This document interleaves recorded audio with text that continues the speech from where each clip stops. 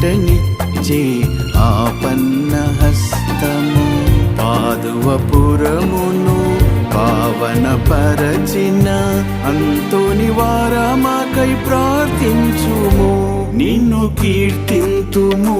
నిన్ను ప్రణుతింతుము నిన్ను స్మరింతుము మాకై ప్రార్థించుము